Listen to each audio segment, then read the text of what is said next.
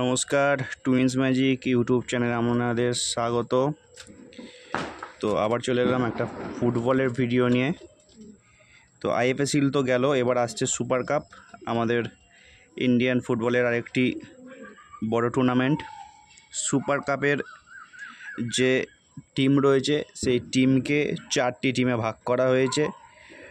প্রথমে 4টি গ্রুপের যে টিম রয়েছে সেই ব্যাপারে আসবো। তারপরে আসবো আমাদের বাংলার 3টি দল, মোহনবাগান, ইস্টবেঙ্গল এবং মোহামেডান। এই 3টি দলের কি সম্ভাবনা সেটা দেখব। প্রথমেই গ্রুপে চেন্নাইয়ান, ইস্টবেঙ্গল, মোহনবাগান ও রিয়াল কাশ্মীর। গ্রুপ এতে এই কটা। গ্রুপ বিতে রয়েছে গোয়া, ইন্টারকাশি, জামশেদপুর ও নর্থ ইস্ট ইউনাইটেড। গ্রুপ সিতে রয়েছে বেঙ্গালুরু, গোকুলাম, মোহামেডান, পাঞ্জাব, এই 4টি টিম। গ্রুপ ডি এবং লাস্ট গ্রুপে রয়েছে Hyderabad, Kerala, Mumbai city, Rajasthan United FC. এই যে টোটাল 16টা টিম দেখলেন, 16টা টিমের মধ্যে 3টে টিম কিন্তু 13টা টিম আইএসএলের। চেন্নাইয়ান আছে, ইস্টবেঙ্গল আছে, মোহনবাগান আছে, গোয়া আছে, জামশেদপুর আছে, নর্থ ইস্ট ইউনাইটেড আছে, বেঙ্গালুরু আছে, মোহামেডান আছে, পাঞ্জাব আছে, হায়দ্রাবাদ আছে, কেরালা আছে, মুম্বাই সিটি আছে। বাকি এই 13টা টিম কিন্তু আইএসএল টিম। বাকি কিন্তু 3টে টিম রয়েছে আই লিগের, যেমন Real Kashmir, Inter Kashi FC, Gokulam Kerala, Rajasthan United FC.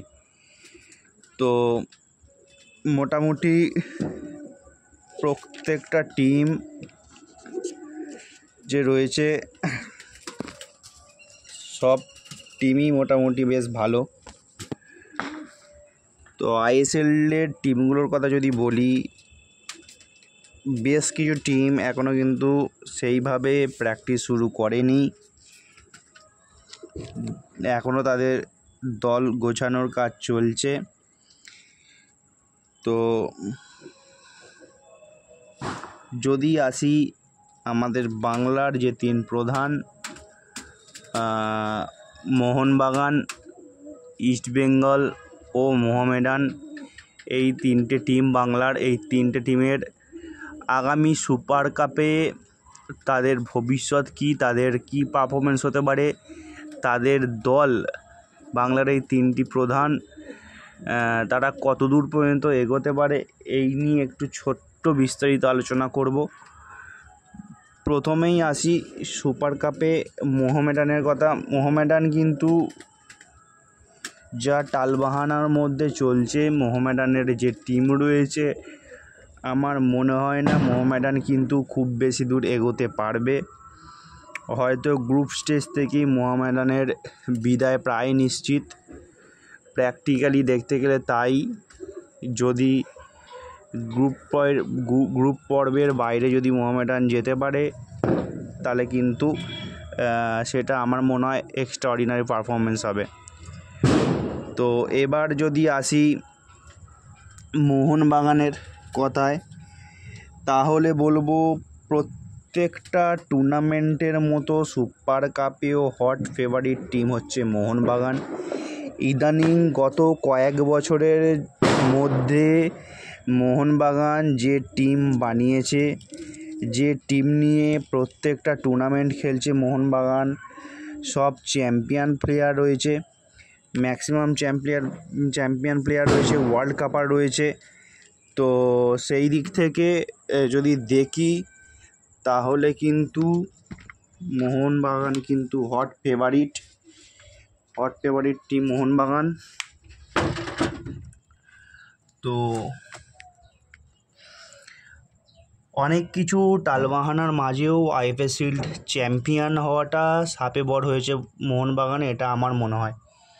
বেশ কিছু ঝামেলার মধ্যে চলছিল, সমর্থকদের বিক্ষোভ ইরানে খেলতে না যাওয়ার জন্য, তারপর চাপের মধ্যে আইএফএ শিল্ড খেলা এবং আইএফএ শিল্ড চ্যাম্পিয়ন, এটা অনেকটাই চাপ কমিয়েছে বলে আমার মনে হয় মোহনবাগানের জন্য।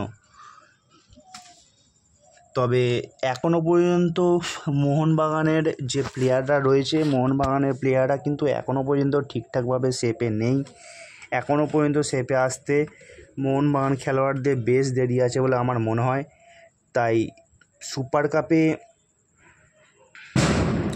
সুপার কাপে মোহনবাগানের কাছ থেকে আমরা ভালো ফল আশা করতেই পারি। আমার মতে মোহনবাগান সুপার কাপের দুটি ফাইনালিস্টের মধ্যে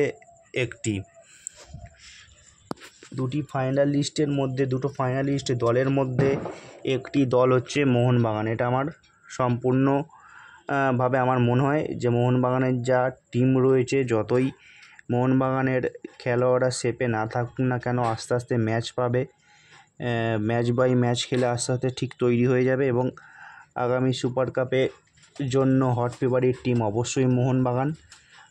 অবশ্যই আমার মতে ফার্স্ট ফাইনালিস্ট হচ্ছে মোহনবাগান। তো এবার যদি আসি ইস্ট বেঙ্গলের কথায়,